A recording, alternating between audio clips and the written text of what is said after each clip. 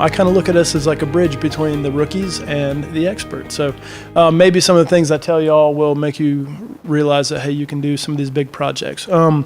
So I'm just going to share a few projects that we've done and some of the learning experiences we've taken away from those projects.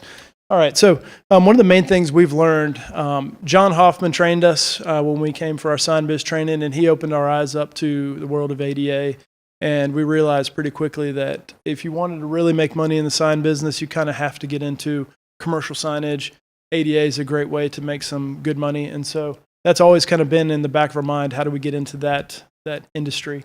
And so, one of the things we've learned, just blind bidding out to contractors doesn't really work that well. It's really all about the relationship. Even if it's a general contractor, you've got to establish that relationship so that when you send them a bid, they actually know who you are. So that's definitely one of the first lessons I would tell you guys. Get to know the general contractors, architects, the people that are making the decisions on the front end. Otherwise, your number just is something for them to compare to their sign guy. So one thing we've learned with these projects is signage is such a small piece of the puzzle that a lot of times the general contractor will just kind of throw a lump sum number in there. They'll get the project, and then they find the sign company that they want to use, and they'll tell you, hey, I've got $50,000 to spend on signage for this project.